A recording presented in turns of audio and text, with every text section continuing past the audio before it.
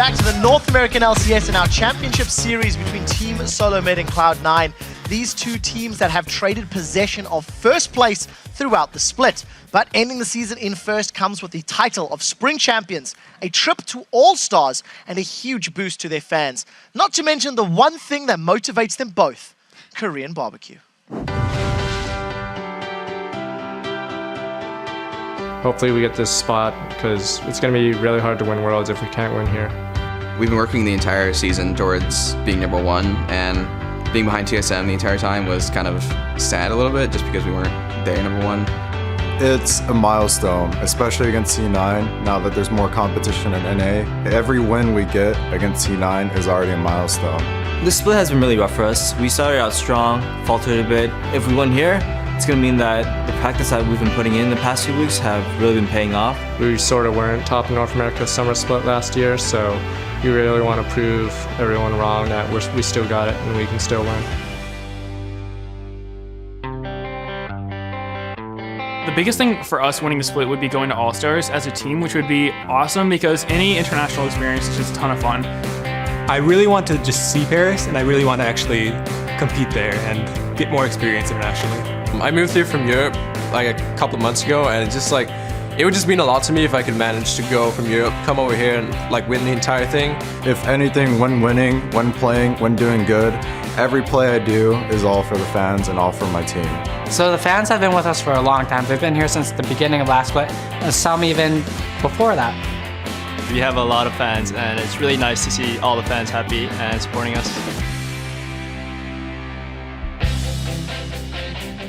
If we win today, then maybe our hype is real.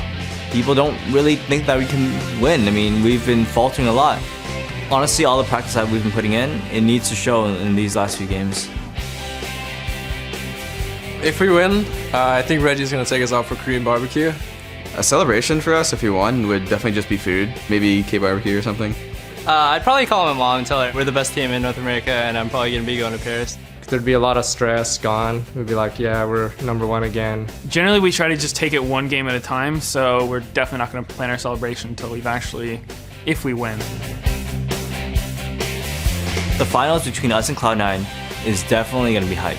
I'm really happy that we made it to finals. It means that we're that much closer to actually winning and going to Paris. Now we're in the finals, now it's just all on us to play our best game. It's like still possible that, yeah, TSM could be number one. Great feature. Both of these teams definitely want to win. They definitely want to get the title. They definitely want to get Korean barbecue. Just as an aside, I don't get Korean barbecue. I go to a restaurant to have my food made for me, not to cook my own food. It just sounds like you're a lazy person, Quick Shot. No, just what's Korean the point? barbecue is a social experience. No. Right? Well, hey, just don't invite him. We'll go after this. Get out of here. That's fine. Right, let's get back on topic. Let's get back on topic, right? We're in the championship series. We're jumping into game number 2. I want to talk about a few players. Let's start with Odd1. He struggled game 1. He was outclassed by Meteos. Did not perform particularly well in Zhao. What's your take going into game 2? I don't know, like, it just looked like he was behind the game. Meteos and High were playing these really good picking champs. They have LeBlanc and Elise. If anybody gets hit by a cocoon or a chain, instantly dead.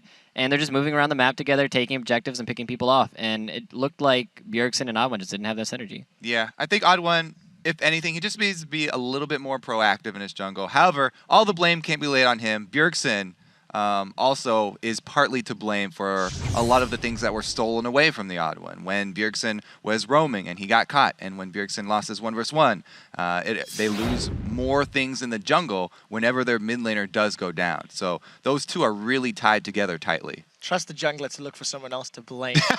Well played, well played. Talking about another jungler, Meteos, he went unkilled, 5-0-10, played Elise, had more farm than Odd1 at multiple stages of the game. Once again, of course, because of all the pressure. I mean, Meteos ban Elise, but the problem is he's just going to do it on something else.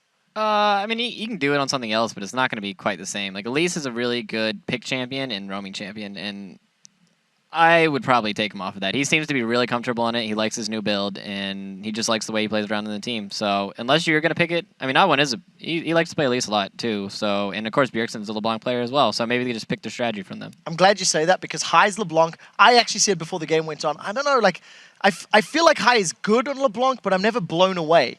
And Did as you like that play where he soloed the European import, as you put it? Straight up, completely silenced me. I like I said, it's just in comparison to other LeBlanc players. American Muscle. I had not ranked High that much, and you're right. American Muscle takes out the European. And what's your take on High and his LeBlanc play, Kobe? I definitely am a fan. I was a fan, actually, even over in Kiev when he was using his distortion to go into Zig ultimates and dying. But he's able to roam effectively, and he picks people off.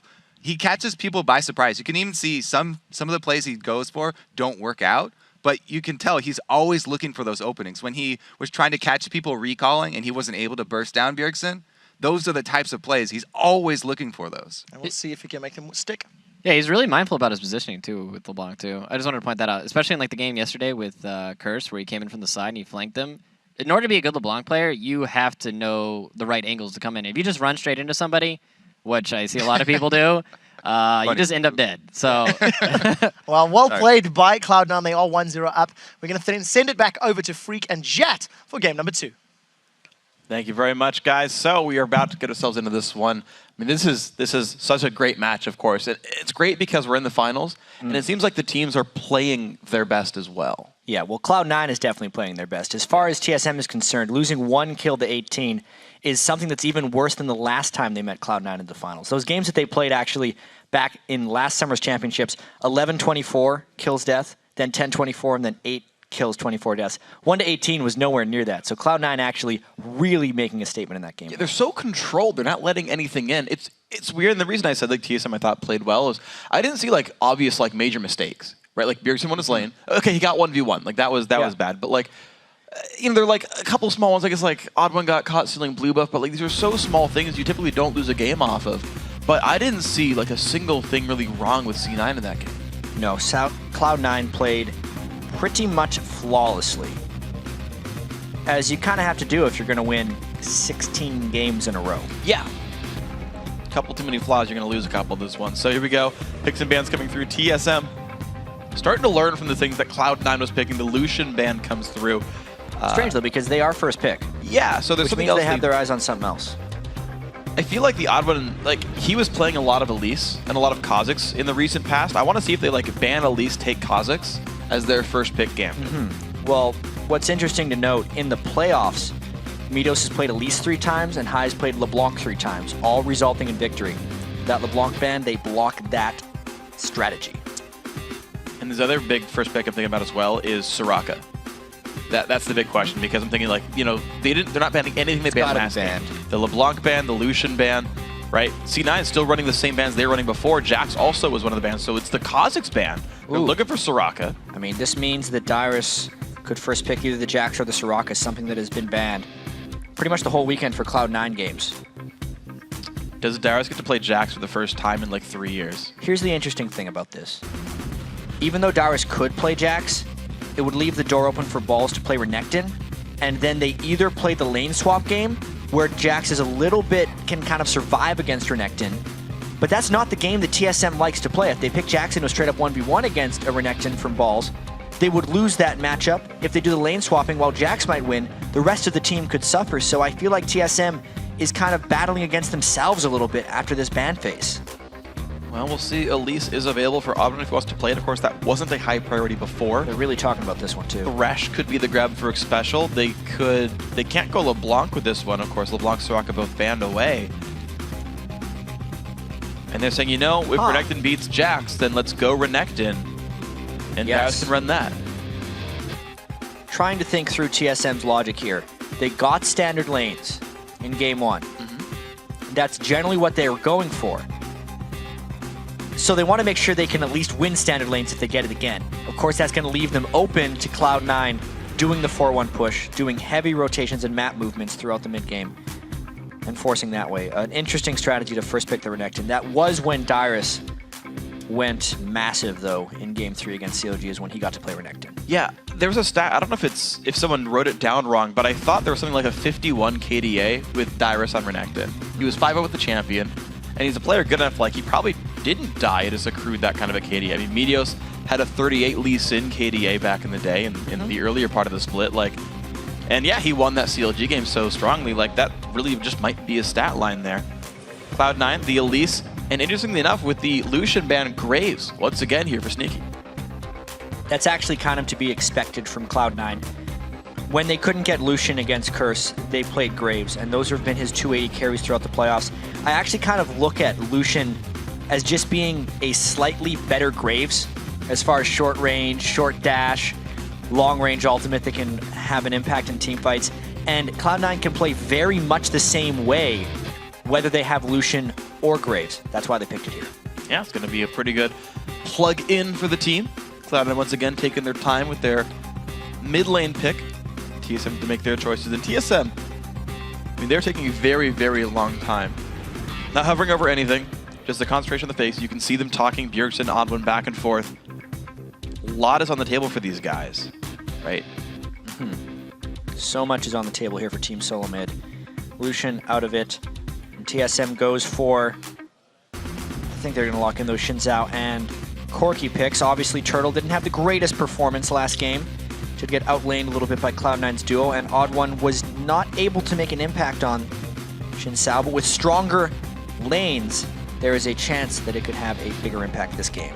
Yeah, TSM picking these same champs as last time, the only difference being that Renekton was banned in game 1, so TSM got it this time for Dyrus, so ostensibly an upgrade on the lineup, but if they think the only mistake was strategic play as opposed to them getting out-comped in champ select, this could be TSM wanting to just repeat the performance and just try again in version 2. But Cloud9's strategic play was just so good. Absolutely. Teams generally do not beat them at that game.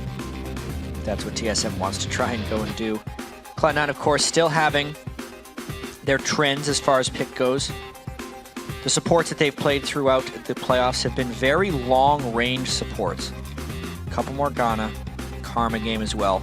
They picked Morgana and Jax. So they're going to be looking to do lane swaps, absolutely. This is interesting to me because I feel like the mind games get more severe at this stage because the red team is typically the team that initiates the lane swap. They send their duo lane top. Most of the time, that is how I see it being set up. So if TSM really wants to do 2v2s, they either mirror that and Cloud9 knows that and mind games it, or someone gets really deep wards down to find the matchups they're looking for. That's going to be so interesting as we go into this one. As far as TSM's meta is concerned, what are they planning here? Why would they hover Rumble? That makes more sense. It's Wild Turtle, man. He's wild. They can't tame him. He just picks whatever he wants and locks him at the end. TSM, if they do... Yeah, the thing is, if TSM was getting out-positioned before, if they grab more engaged, they can maybe get in on this. This is such an early game team that TSM is locking down right now. Karma and Renekton, as far as lanes go, have a steep decline after the 25-minute mark as far as overall power goes. Not to mention, Corki does not have a 6-item scaling as well as other 80 carries. TSM is absolutely looking to dominate lanes and try and win the game that way against Cloud9. They're going all in with this strategy. All in, indeed. I mean, there was a line that was said during CLG vs TSM, which was, this is the comp TSM wants to win, or wants to use when they want to win at 25 minutes. And this is basically the same thing right here. This is what I said yesterday. Yeah, it was you. I didn't realize. It was you who said it. So I'm glad you caught me on that quote. Good job, Jat. Lulu comes through. Down, trying to match support for support in the mid lane. Lulu is very much like Karma. Karma mid lane, I feel like, arises because you look at why Lulu is strong and you say, if that's true, what else is true? And Karma is most similar to sharing those characteristics with long range, slowing Q damage. Also, all of the shield ability power ratio scaling. Cloud9 with a very strong late game teamfight composition. Yeah, just imagine if Balls gets rolling there. You've got a black shield and Lulu, a mid-lane Lulu, so a very powerfully shielding and wild-growthing Lulu to make you run around and go mental. Last time we saw Balls play Jax, he got a quadra kill against Curse, and I would say not single-handedly carried, but had such a giant impact that he was a large reason for the victory there of C9. So TSM have to know that. I mean, they had to have watched that game and say, okay, keep this in mind. Balls quadra equals we probably lose. Don't let it happen. Don't let quadra kills happen against you or pentakills. Those are generally only Bjergsen showing you lose the game. Yeah. Yeah. If Bjergsen gets the penta, they'll be okay. Okay. Well, the game is about to get underway, so tweet your predictions to @LOL Esports and use the hashtag TSM win or C9 win. We want to hear from you guys. And let us know who you think is really going to take this one. Cloud9 definitely with a commanding game 1, but it's a fresh game, fresh slate. See if TSM can pull it back. And it's going to be rather critical. I mean, the head-to-head score between these two teams has now moved to 11-1. That is the most devastating playoff victory Cloud9 has ever had against TSM, 18 kills to 1. Yeah. TSM does not lose that badly very frequently, and then the time they have to adapt isn't very long either. They were able to come back in Game 2 against COG. Almost everyone had actually written them off after seeing that Game 1. So do not count this team out. They've been around for a while. They absolutely have. This is a team that tends to always do rather well in playoffs no matter what. Even if TSM's the underdog, they show up. I remember you were talking about last playoff performances. TSM came into the summer playoffs last year with an 0-4 record against CLG and 2-0'd them back in the old quarterfinals. The crowd, obviously, very much in TSM's favor, thinking they can pull back Game 2. There's a few Cloud9 supporters trying to come in as well. Yes, there are. This is going to be fun. This is kind of the new top rivalry of North America. Yeah, honestly. TSM CLG won't go away, but TSM C9 is the final so much.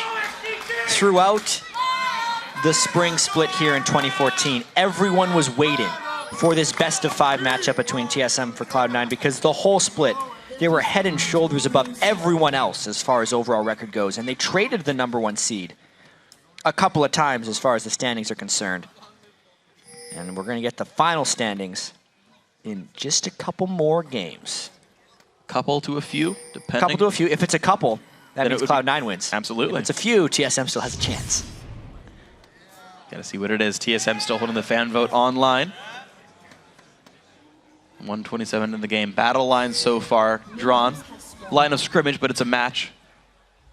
So line of matchage for these guys. Cloud9, sneaky. That is a quadra kill. Team go through. Let's go, get the pentakill. That's not supposed to happen. Well, pentakill happened at some point. Obviously, here we have Cloud9 invading pretty heavily. And here we go. So the invade down towards the bottom of the map. C9 do want to be against the weaker turret, even if there is a lane swap. TSM waiting around the wings, though. They're going for a flank. C9 going to get revealed. They're going to have to back off binding them through. Oddman is there, though. This could be the fight. Cloud9 is afraid Jumps of. in, balls, goes for the stun. Doesn't find anything. A special could re-engage with this one. TSM pushed them back. Cloud9 did say there might be one really one-sided game because of a level 1 invade in this series, just because of the way that they play. They come out of this one mostly unscathed, but it still puts them behind early on in the jungle because they had to retreat after that invade. So no leash at all for Meteos. His dual lane is down there. Elise is probably the one jungler that can easily sustain through without a leash. So let's see if the Alban can capitalize with the fact that he's going to have the earlier jungle start. Meteos just now finished the first camp. Look at this, the odd one. Smart. Going across the map to steal the red buff. And they do not have dual lane protection here because they're in conventional lanes once again. The lanes are playing out in TSM's favor drastically. They get the Renekton versus the Jax in a 1v1 matchup. Jax should not be able to handle this. Renekton should dominate balls right up top. And look at that by Dyrus. He pushes the wave in and gets on the bottom side. If someone does show, he will get there before balls and tip the matchup. Meteos is not going to stop this, puts the Spiderling down, and actually misses the little minis there. So he's going to be well far behind unless he spots his camp again. He should actually know that the camp's not cleared. Yeah, he will spot that camp. He knows he's been counter-juggled by the Odd One. Nice double move there by the Odd One, getting Meteos down a little bit. That is very critical, especially for the top lane matchup. When you pick such heavy lane bullies, it is absolutely critical that your jungler put the other jungler down as well, because that just means your lanes get to capitalize on their inherent advantages even more so. Oh, speaking of advantages, pushing upward, Sneaky down well below half. Wild Turtle finding the pressure to go through. Nice pickups in this one. Especially on Wild Turtle now getting a quick early lead here. See if the minions can be equalized.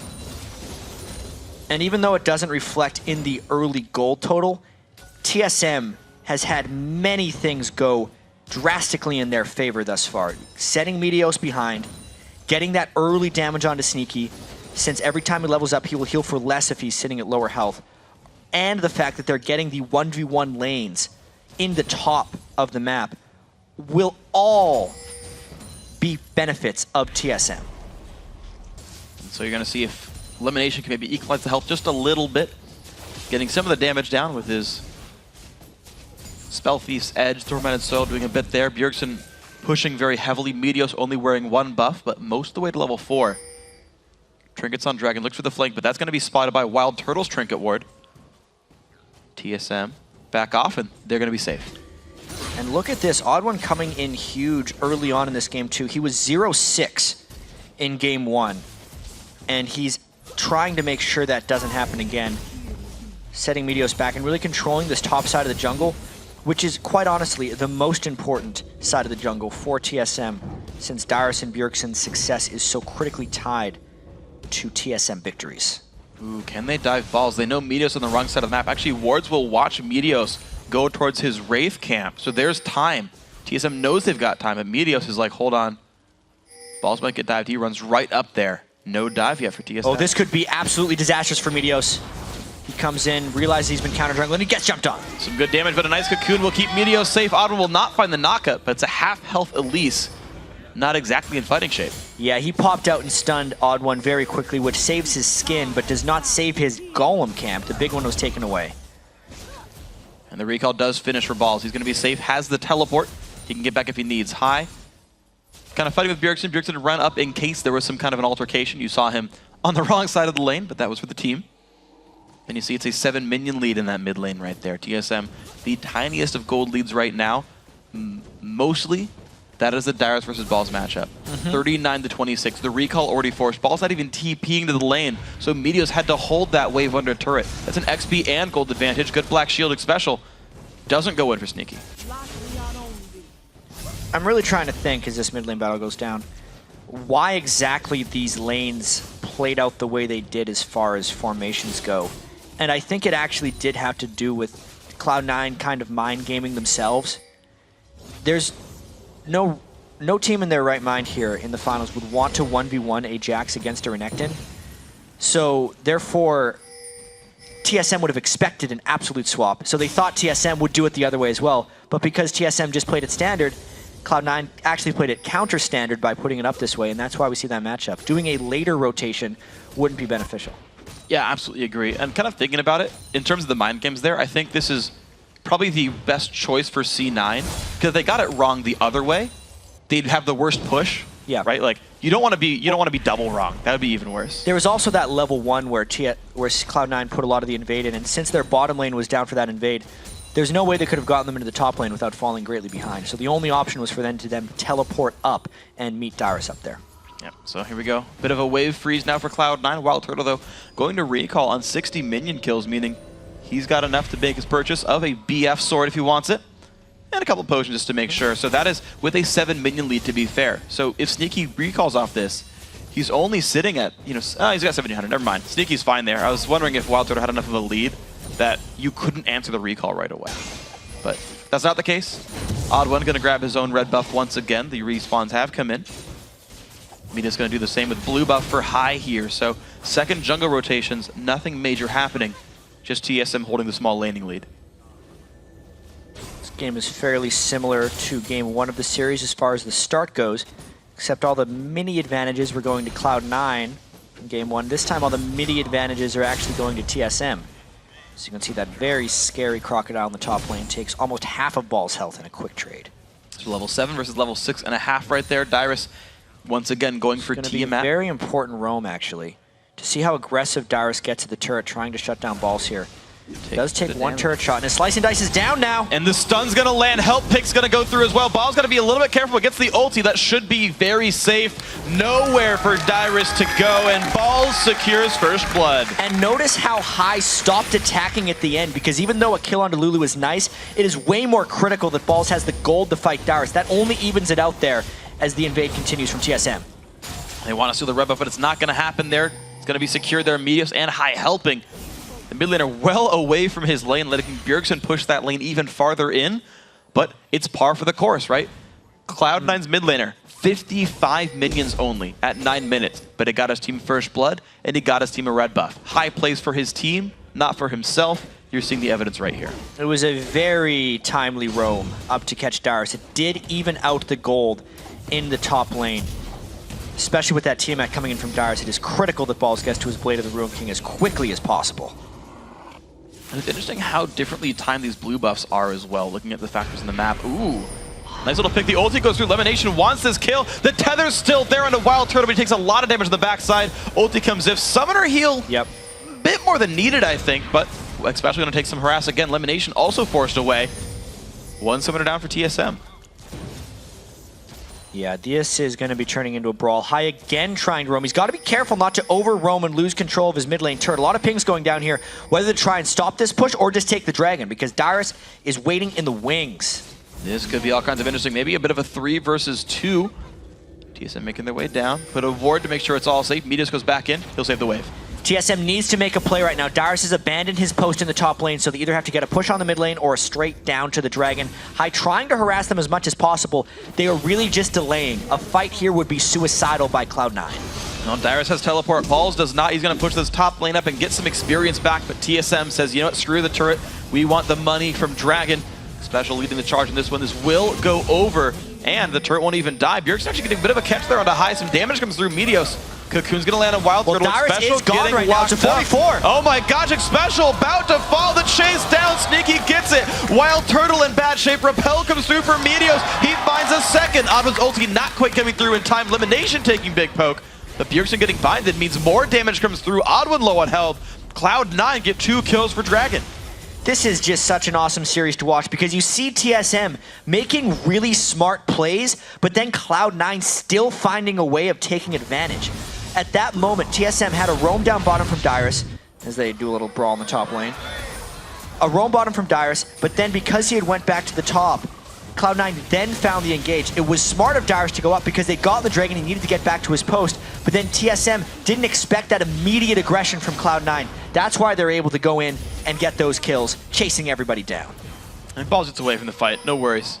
Got Darius super low. He traded almost everything right there, and this is a Bjergsen roam coming back. Summoner Teleport gonna be used. Ignite is on the stun. Darius picks up the kill. Balls a little too greedy on that one. Getting the recall first. First big play there by TSM where Balls could not take advantage of what TSM had done. Because of everything that happened during that replay, Balls committed very heavily to try and end the lane against Darius by getting a kill. Darius survived, and that had overcommitted Balls into a roam kill for Bjergsen. Well played. Now both these mid laners have shown up top to turn that matchup the way they wanted it to. Darius now. It's going to be actually pushing the bottom lane first. Black Shield using special. Doesn't find much thanks to Dark Binding. But yeah, so both mid laners have tried to make that top lane work for them. And Darius, now that this team is up a dragon and he's up 20 CS in lane, he's got to be ahead here. These mid laners are roaming so incredibly much right here. High can't get over aggressive because they do have to worry about what comes from behind them there. Meteos trying to hold mid lane. He's not the best person for this job. Yeah, rank 1W, not the ideal situation, but he'll do what he can. Bjergsen and Adwin are there to put out some damage. High will be joining the party a little bit late on this one. You're seeing the shield going towards the Adwin. They're putting out some decent damage, but the retreat pings come out. They know about this. High pushed away. Very good zone control by Bjergsen in the mid lane. That CS advantage is ever growing. Every solo lane right here for TSM does have a lead. It's just the team play of Cloud9 that has kept this game close. This top lane is becoming much more interesting here. Balls trying to get some aggression on. Ulti popped in on both sides, but Darius getting pushed completely away. He's got to sustain back up. It's Cutlass versus Tiamat and a Giant Spell. I feel like Darius is very tanky, but if Balls gets one set of good trades, it's not a good thing. Yeah, the Karma Roam is coming at him once again, though, so Balls has to be careful about this. The ward control is actually dropped in the river. Right there, that's why he wards over the wall to see the Karma approach. Bjergsen just doing his best to harass him down. There's a lot of Karma damage here. Balls does not land the stun, actually. One more rotation of late. spells. This is going to be close. Balls 300 health. The Q. He's running back and forth. There's a W coming through. The Q lands. Bjergsen gets the solo kill. That is the lane control from Bjergsen here. So much of Darius' top lane has been ruined against Cloud9 when High and Meteos roam up to kill him. He's finally experiencing the other side of the game, with Balls dying twice to Bjergsen. And that puts TSM now 700, 800 gold in the lead. The first major lead we've seen so far for TSM in this final match, but They're poised to look good in game 2. High is going to push his opponent away for a short time. Mid lane turret did not fall because of that roam. Odd1 held the wave and held it successfully. Cloud9 pretty much holding equal to negative across all their matchups. TSM doing a great job in the laning phase. The turret and Dragon, of course, helping quite a bit as well. Down 1 kill. Dragon's in 2 minutes. We'll see where the next move is. And while these teams are going hit for hit against each other, it is important to note that Odd1's Riggo's Lantern is actually fairly slowly transforming. He's only at 13 stacks right now. Very low CS as well. A lot of his emphasis was put on early game counter jungling to make sure his lanes could have the solo experience that they required. It has worked out for TSM, but not necessarily for the Odd1. Ooh, nice move by High. Gets himself behind the minion wave to block the next Q from Bjergsen. Pops the Whimsy. He's getting a little bit careful, but Bjergsen now out of cooldowns. High finds a trade back in. He gets himself a positive trade on that one. High, of course, still has that wild growth. If he gets all in, there is an Ignite on Bjergsen's side for a little bit of extra aggression. That mid lane matchup is absolutely going to Bjergsen this time. His roam top lane could not be understated with how important it has been to keep Dyrus going. So Dyrus just kind of pushing balls away. You're seeing the Jax not even try to stay in this lane right now. Going around, putting a ward down, but has to be pretty afraid. Spotted out by Dyrus. Both these guys level 10. Double Doran's Blade comes through for balls, plus a Ninja Tabby. Just try to hold on a little bit longer in these fights. Ulti again. Bjergsen got great wave clear on Karma. Yeah, that mid lane is going to be shoving so much back and forth. It's actually a 900 gold lead on Bjergsen, though, when compared with High. And he's even went for that Null Magic Mantle, which is not very like a Lulu to do, because he's just taking so much damage from Bjergsen. He needs a little bit of extra defensive capability before he goes for those bigger AP ticket items on Lulu.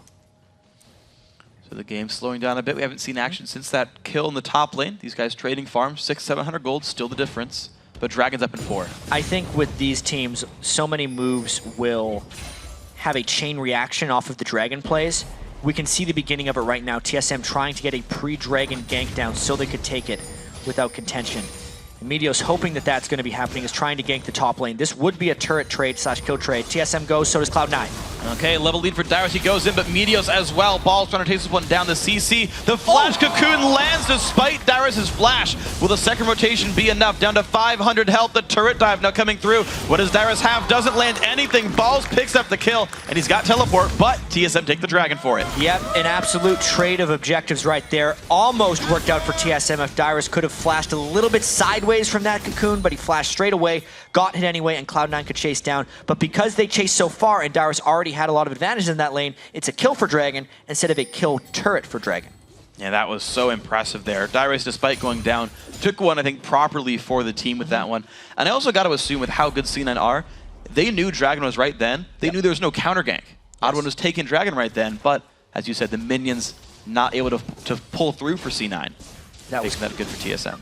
Yes, that was Cloud9's attempt to outplay TSM's move, since TSM is much stronger in the mid-game Dragon fights. Knowing there's teleport on both the top laners, they didn't want a 5v5, and with TSM's advantage, they were able to come out slightly ahead because Dyrus played it well. Absolutely, he did, and he holds on to a 35 minion lead in the matchup. Sunfire Cape already done. So Sunfire Tiamat versus not even a completed Blade of the Ruined King. Yeah. I gotta say, that is a significant lane matchup lead. High pushing back against Bjergsen, but Bjergsen doesn't even take damage for this. The shields are strong enough there. He's getting towards that death cap, whereas High is building magic resist. Even though the gold lead on the map, on the top scoreboard, doesn't look that big for TSM, they've spiked up a lot of items. Yes, it is a 1,000 gold advantage for both of TSM's solo laners. So the longer they can keep this isolated phase going, the better it is for them. But another gank from onto Dyrus right here. If they can land the cocoon, there it is. The flash jump there. Dyrus has no spells up, not even the ult, but he's got nowhere to go, and Balls gets the 3rd kill in a row onto Dyrus.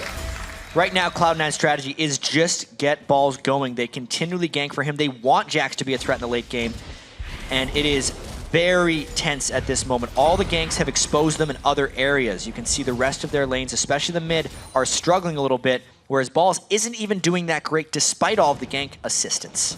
Gonna try to catch back up. Double dagger comes through, but still no recipe. High's mid lane turret is about to go down. Bjergsen, one more shot. He will claim that. So Team Solo Mid now has their 2nd turret kill. Their sights might be set on bottom. They get a blue buff steal. They're trying to kill him again. Wow, Dyrus, poor Dyrus pops the ulti, but the stun comes through, and it's another kill for Cloud9. They refuse to let Dyrus live.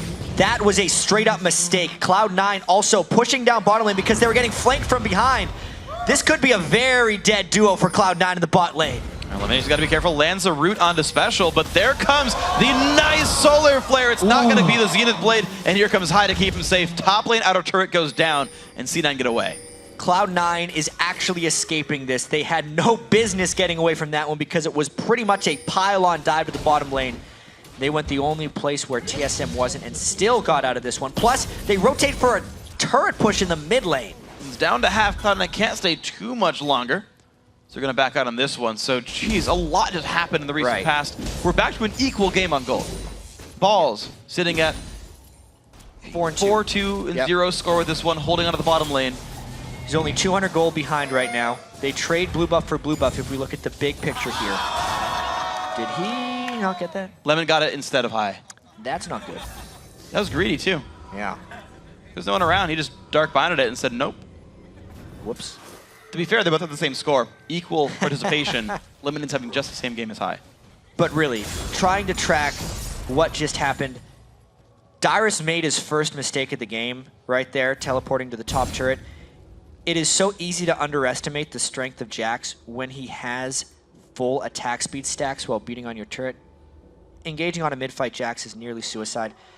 And the rest of TSM missed an opportunity. If that was played a little bit differently, or if Cloud9 had played a little bit worse during that, TSM would have a 3,000 or 4,000 gold advantage after all that happened. Dyrus wouldn't have died in the top lane. They would have killed Sneaky and Lemon Nation, and this would be a completely different game. But because Cloud9 is scraped by, they're kind of back into this game after having a pretty big disadvantage in the early game.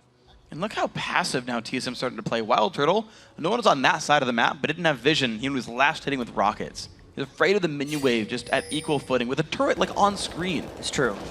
Oh no, the Gatling gun sound is stuck. Do not watch Gorky again. It's been jammed. He's got to reload it properly.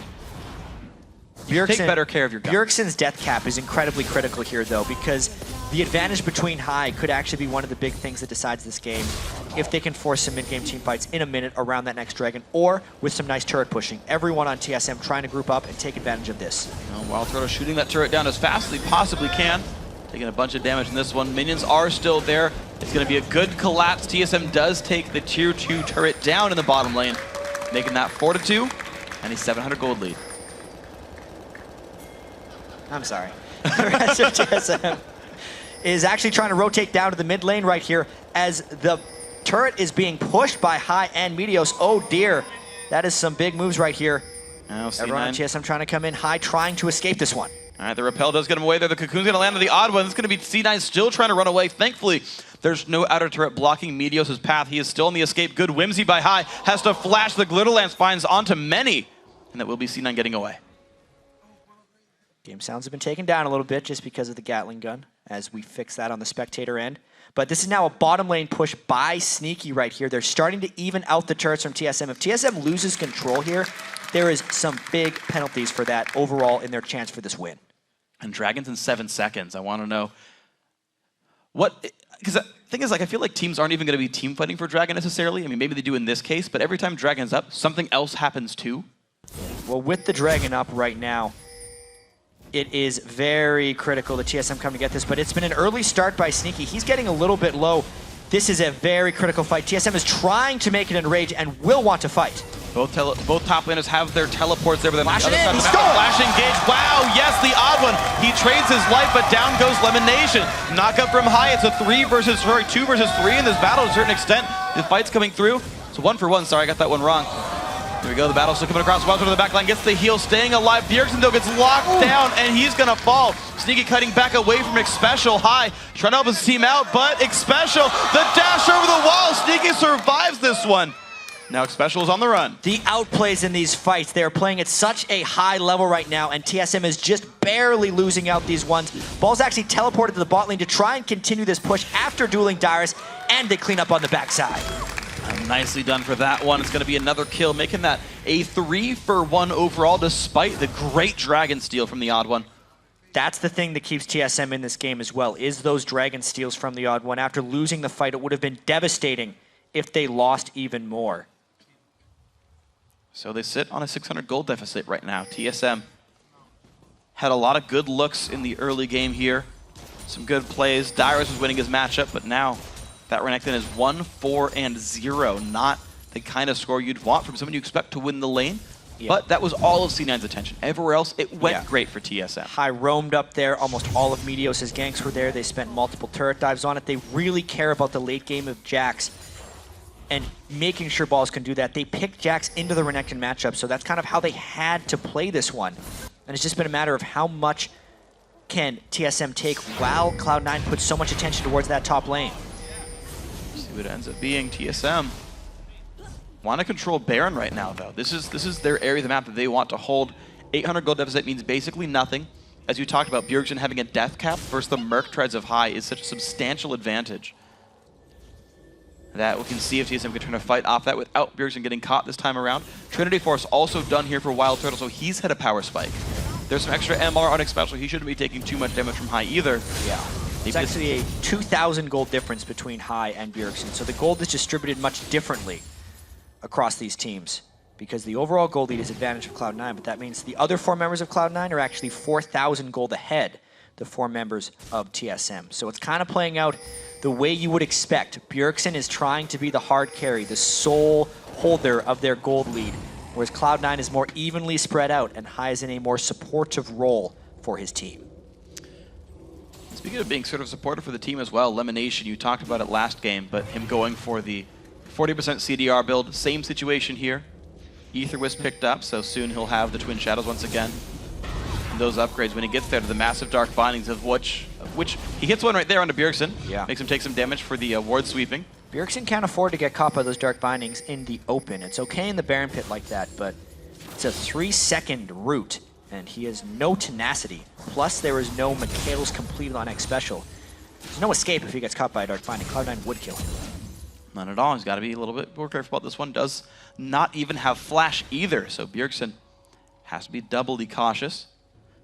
Actually, very few summoners at all are up for TSM right now. If they get caught out, it will be killed. Oh, Wild Turtle, though, he wants Meteos. Repel is used. He doesn't have anywhere to go. Cocoon at the last second does land on a Wild Turtle. That is a rank 3 Cocoon, so it takes a good long time. Spiderlings now blocking rockets.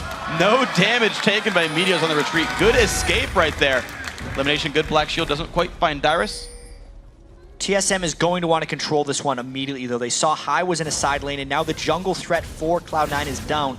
They can do this Baron without taking much damage because of the shields from Karma. It is on Cloud9 to try and stop this one, though. No jungler coming in to try and defend this Baron. We'll see what they can do with this one. Wards come across. Baron down below 1/3 HP. It's still taking a bit of damage. TSM do not disengage, but the kill picked up on Special. Balls goes in for the fight. Baron's not low enough to kill, though. It's a kill into Wild Turtle. Dyrus and Odd One staying for this one. The knockup, Odd One pushed out of the pit. Double kill, triple kill here for Sneaky. He's killing everybody, and now Balls secures Baron in a 4-for-0. Wow, that play right there may decide the game for Cloud9. They collapsed on TSM, who had completely overcommitted to the Baron. When you're doing Baron, TSM knows this. You either peel off or you finish the Baron. They did a half and half, and that made it not a 4v5. It made it a Cloud9 and Baron versus TSM. That's why they won so convincingly. And so it's a Baron buff picked up, a couple of kills, as well as the mid lane inhibitor. C9 going to be sure to disengage after that one, but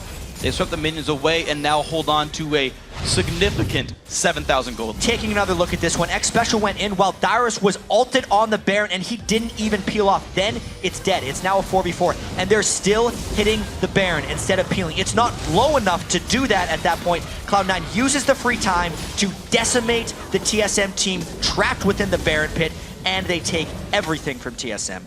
What an amazing team fight there. Cloud9 got a heck of a lot for that one. They're looking awesome now in game 2. High just got his death cap off that fight. It's a 3rd completed item for Sneaky as well. Phantom Dancer, Last Whisper are now in the build. Twin Shadows are done. Everything now looking so much better for this Cloud9 lineup. A 6-0-3 Sneaky. Gotta say on Graves, he's having a gigantic impact here. And just because of all the miscellaneous assist and Baron gold that High picked up off of that, he could complete his death cap. So he is kind of crested back towards Bjergsen's level as far as power goes.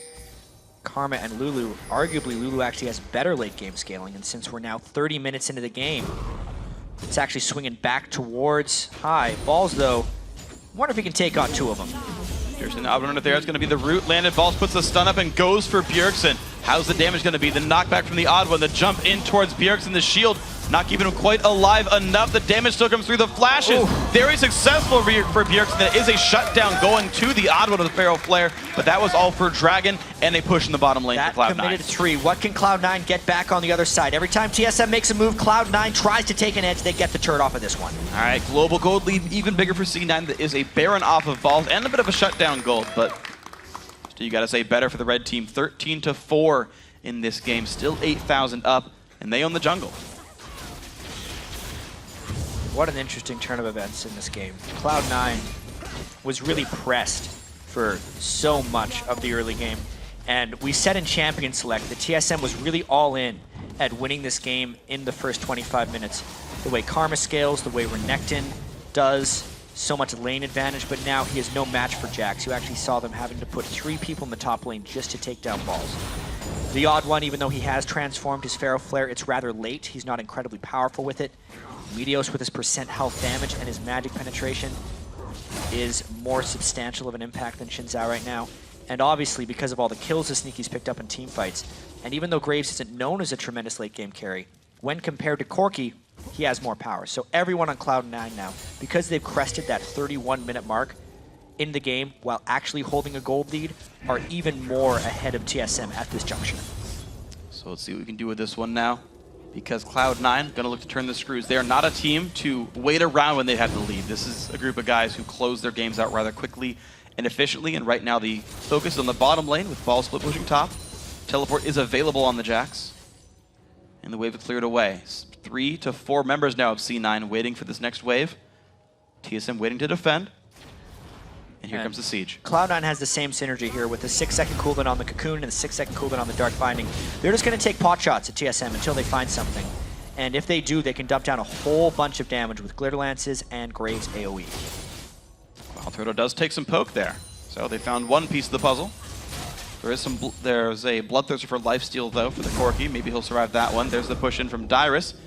Balls actually pops his ulti to not take damage while hitting that turret. Yeah, that's not the most beneficial move for him right now. Renekton, really the whole game, has a great chance of 1v1ing him, but Cloud9 getting pretty bold with these mid lane pushes. Bottom turret's going to lose a quarter of its health right here. Mid lane inhibitor going to be respawning very soon. Cloud9 do move their way around. 32-11 into the game, that comes back up, but just as soon as it gets pushed, Balls comes around as well. Try to hold this with the team for a 5-man push. Sneaky not getting too scared. But here comes the Renekton ultimate, but no clean engage. TSM wants to force something. Cloud9 staying fairly grouped up. Spooky Ghost come out to slow. Yeah, it's going to be the slow. Dyrus still in the front lines, but just gets rooted down. His ulti basically doing nothing on this one. Sneaky putting in damage from the back lines. Only 300 damage crits, but there's the stun. Dyrus getting locked down. A great solar flare comes in the back. C9 back up once more, but that's 2 ultimates down for TSM.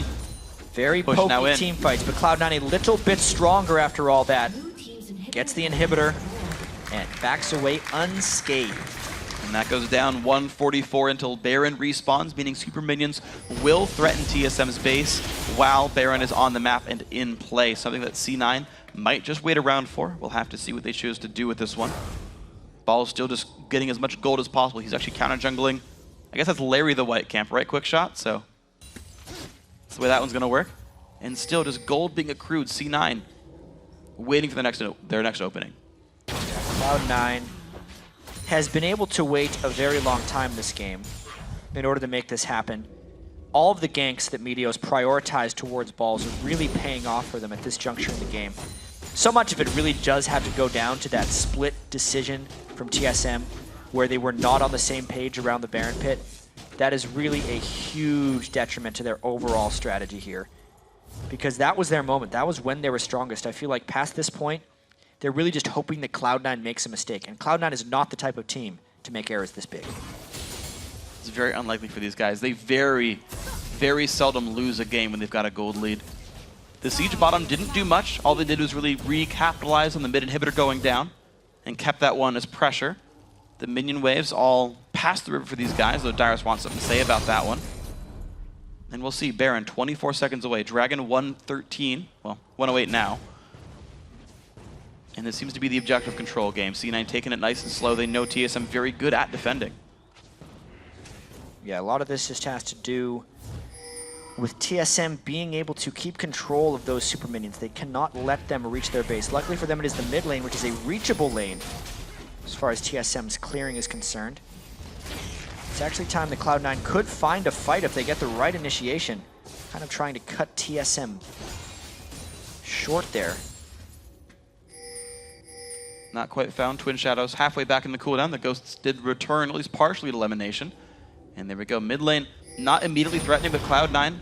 Ooh, they walked right by a ward. TSM actually, I think, sees the fact that they're right here. Yeah, they're going to know they're doing that Baron bait around the wall. There's no sweepers off cooldown yet for Cloud9. They try and fly in, but he gets smacked in the face by a Karma Q. Ball's still trying to find that initiation. There's still a wave towards the bottom. Balls could TP and immediately force pressure, but that would be a big risk of getting collapsed on and a giant cooldown gone. Then he wouldn't have any TP back either. That's not necessarily the best move, but coming around the side may just be their chance. There we go. Balls lays the stun onto Dyrus. Dyrus going to dash backwards from this one. Going to not get locked up by a Dark Bunny, but a great Solar Flare does fine. Odd with a gigantic opening with a 4-man ulti, but the elimination is going to be too much. Odd one about to fall. That's one kill picked up, and here comes the chase. Cloud9 get them out of their hair, and they run right back towards Baron. They kill the jungler in a very shield-filled fight. It was very difficult to take down each other's carry, but this could be another Baron. We've seen this situation before. Scara says he knows the feel of those game-losing Barons. Because we've seen this, it was actually TSM with 5 on the Baron versus a dead jungler. Will they peel? Will they stick off? Will they secure? They secure. Wow, very quickly picked up the teleport in for Dyrus, though. Binding does land onto him. He does not have spells available. The damage comes through. The stun as well. Sneaky, godlike now. 15-4. The overall score line, 10,000 gold, Cloud9. Cloud9 doing the Baron play right. Goodbye, says Sneaky right there to Wild Turtle. They get the Dragon afterwards. This is turning into a gargantuan gold. And that's going to be the Dragon easily falling with that one. Elimination, that Dark Binding was such a clutch shot right there. The ward set up for it, made it all happen. C9 now go to the bottom side. They don't even want to wait for TSM to respawn. They don't want to wait to cash in their gold. Baron buff in the 5v3 is enough for these guys. Yeah, knowing that Wild Turtle is down, a significant amount of TSM's damage threat is not able to defend right here, and they actually are keeping Karma back as well, meaning they can just power down this turret. And there's the damage coming in. Balls and Sneaky putting out so much on that one. Down it goes. 37 minutes in. It's going to be a second inhibitor as well, and High is going to move back and hold in with his team. 5 men strong in the mid lane. 10 seconds until Wild Turtle comes back up. It means the mid inhibitor will fall at the same time. There's 4 minutes of super minions now, and C9, they're not even done yet. They check, hey, is the red buff up? Can we take that first? May as well take some more, because they're going to be waiting a little bit. They're all going to be going back to base before they try and do what I think would be a final push. They have really controlled this game once they reached their spike in power. Understanding when your champions are strong and when the enemy champions are strong. I think Cloud9 is the best team in North America in understanding power spikes, and that's exactly how they've won this game. 13,000 gold. Better champions at this point in. Higher levels as well. You've got basically a 2-level lead down the line for most of these champions on the map. So C9 now looking for the death blow. They've taken as much gold as they can. The recalls come through, and the final item purchases will be added. High adds a Morellonomicon as his 4th offensive item. Banshee's Veil comes out for Sneaky as well. That will protect him greatly if one of Bjergsen's Karma Qs finds its way through the tank line of Cloud9. Guardian Angel for Balls, going to keep him safe, and a Zhonya's for Elimination. Yeah, that means he can finally become an aggressive Morgana. He's went for the Alacrity boots 2 games in a row on Morg as well. And I really love that pickup on him. Yeah. The increased movement speed on Alacrity in the 4.5 patch, he's the first one to really take advantage of it. But it's just allowed him to move towards people much faster and mind game them with Dark Bindings. A lot of critical Dark Bindings deciding some fights here. So TSM as a group of 5 are shoving out mid lane to try to buy some time for themselves, but C9 already knocking now at the front door in the top lane. Tier 2 turret likely to fall rather quickly. Ball's never made it very far in this lane in the 1v1, but it was enough to get him into the late game. There's the turret. Number 8 on the map. TSM back in the defense here. But 2 dead inhibitors means super minions are coming in fast and furious down the bottom lane. Smite comes in, keeping him safe for now. Blocker there on Solari actually was burned there just because of very nice inner flame by Bjergsen over the wall.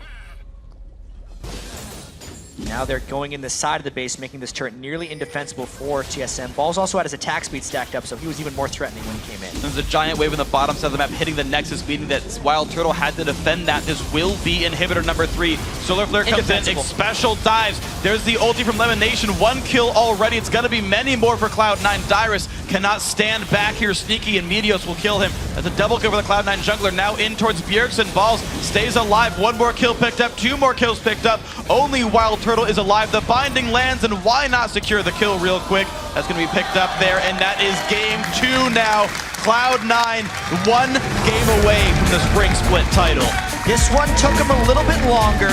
It was a little bit more tense in the mid game, but by the end of it, it was just as decisive as game 1. Cloud9 is now 1 game away from being the 2014 North American Summer Split champions.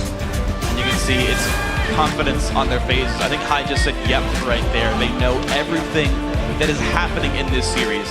They know what mistakes they made, they fixed for them. They knew it was tough in the matchup, and they camped for it. The amount of attention spent top lane so that Balls could beat up on Dyrus. You saw how hard it was for that Renekton to have an impact in this game, because he was pushed down over and over again. And here is the most troubling thing for TSM, or maybe the most encouraging thing for Cloud9. They have now played TSM in standard lanes 2 games in a row. And they also gave Dyrus a very good matchup with Renekton versus Jax, and they've overcome that both times. Yeah. Those were kind of 2 of the best scenarios that TSM could hope for. Coming into the series, the scouting report on TSM is this is what they wanted. They wanted these early games to happen the way they did.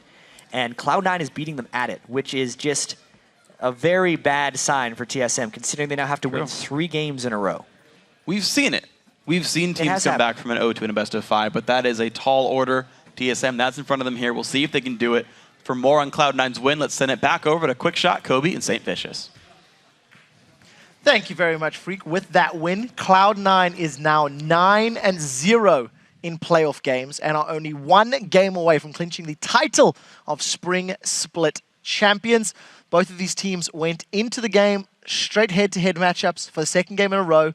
And for the 2nd game in a row, TSM have not been able to match Cloud9's laning.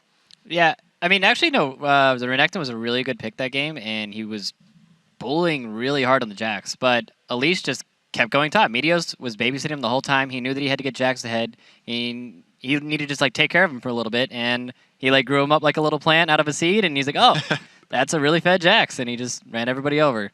Before Meteos started making moves, though, Odd1 did have a good opening to this game, I want to say. They reacted to the failed invade from Cloud9 very well. He went red to red, stole away Meteos' buff, and he actually got the 3-buff start. And then he also returned to the top side and counter-jungled the red side jungle of Meteos, hugging that Renekton lane that was winning, that had the advantage, which is exactly what you want to do. But then, maybe like 7 minutes through, kind of gave up control of that area, and that's when Meteos came in, and he got Balls just 3 consecutive kills so quickly that got Jax out of control. TSM appear to have been much more in this game for the first 15 to 20 minutes. They were trading kills, trading towers, trading objectives like you've already touched on. Unfortunately, it kind of went to hell at about 23 minutes in. It's the first replay I want to pull up onto your screens right now. It takes place around the Dragon Pit. Now, even though the Dragon was started off, let's just roll this clip immediately by Cloud9. TSM come in and it gets difficult. So both top laners have the ability to stop each other from teleporting. So that's why neither team is really worried about the numbers getting away from them. This video, though, is like a Graves highlight video. Odd1 uses his charge with his smite. He combos that damage to get Dragon, so he can't get on Graves after that. And Cloud9, again, I want to point out their ability to focus fire. Right there as well, Sneaky flashes away from the Phosphorus Bomb of Wild Turtle. They call for the re-engage, the team, and they immediately focus fire the bottom half, the back line of Cloud9 there, or TSM, and they're able to take out all the damage and then leave Xpecial for last. And it's a very, very cleanly fought Dragon fight right there, especially by Sneaky. Yeah, I think the fact that Odd1 uses charge to get on that Dragon was an incredibly critical point in that fight, because he didn't have that to get on the Graves and just pop him up and get the CC on him real quick. He was just free to do whatever he wanted to do. Like, he escaped with what, like 100 health? Probably less than that. Imagine if he used that charge on the Graves. Like, it could have been a completely different team fight. Also, when Xin is an all-in character, so when he goes in on Dragon, you know exactly where he's going to be, and they immediately just blow him up. Like, he didn't get to do anything after that. He did get the Dragon. You have to give him props, though. Yeah, did manage to steal that one away. The one thing I also want to highlight, at 23 minutes in, TSM were ahead in towers, were ahead in gold, and were behind in kills, but that was 23 minutes of TSM not being smashed like we've seen in Game 1, so a little bit more life. It was ruined, though, at 27 minutes. This is our next replay that I would like to call up onto your screens. And this was another team fight that Cloud9 just, really dominated. Let's roll this clip and Saint talk us through it. Yeah, they chunked out Elise, so they felt like this was a good play to try to set up for Baron and maybe get a turn off, but it looked like they weren't on the same page. Special goes in, nobody was behind him, ends up getting just picked off, and Baron, of course, is making it rain right now, increasing the magic damage everybody takes, and Corky just instantly gets blown up because he's stuck in the pit. He has nowhere to go. And just get cleaned up off this. Yeah, really I think it's another good example of the focus of Cloud9 in their team fights. They have like a pinpoint accuracy with where they're putting their damage. Nobody's split in them, and they immediately take out the #1 targets, immediately go to #2. That's why you like listening to their the listens in on their voice comms. You can hear the focus that they do have. This game was the win by Cloud9 because they outplayed Team Solo Mid, or did Team Solo Mid gift the win to Cloud9 by making mistakes? What's your thoughts? I think TSM had a pretty good early game. They were making all the right plays. They were getting a lot of dragons. They were getting ahead in objective control, and they picked the right lanes, but they just looked like they got out team fighted. In both the scenarios we showed in the replay, just better. It looks like Cloud9 is better team fighting. Really what it comes down to. Yeah, and I have to say, the fight around Dragon that we saw, it wasn't like the rest of TSM had to fight that. If it was just Odd One going in and sacrificing his life for Dragon Steal, that is worth it. Like, he got the Dragon Steal. If he was the only casualty for it, then it would have been a great win for them. The rest of the team stuck around. They got outplayed in that team fight around Dragon. I want to step back and think very quickly about the picks and bans. Elise, once again, allowed through. We discussed at the end of the previous game what's going to happen with that one. Maybe Odd One will try get his hands onto Elise. Renekton first pick. And yes, it had a strong-ish laning phase against Balls and Jacks, but Meteos never gave Dyrus any chance to continue to snowball that lead because he was ganked and camped so excessively hard. Do you think there is any other strategy that they could have employed in picks and bans that could have maybe helped Team Solo Mid or hindered Cloud9 a little more? I mean, I think they did the right moves. They did get that advantage early on with the Dragons, and they did get the advantage early on with Renekton, but they didn't really use it to capitalize on anything because they eventually did get in that team fight, and just Cloud9 is an amazing team fighting team. From like a core strategy standpoint from the beginning of the game, it looked like TSM was doing all the right moves. It's just... Just need to play a little bit better in the team fights. Final question. Both of you gentlemen locked in your predictions at the beginning of the day. It was 3-1 for Saint and 3-2 for Kobe. TSM. They're going to win 2 games now. Okay, so you're going for 2 games. Saint, are you sticking to your original prediction? I think it might be a 3-0. I think we can leave it at that. Guys, we do have to recall to base, but when we come back, we'll jump into Game 3 between Cloud9 and Team Solo Mid. The championship series continues in 3.5 minutes. You guys see how low it is? Someone ward. It's 4K. They're going. Yeah.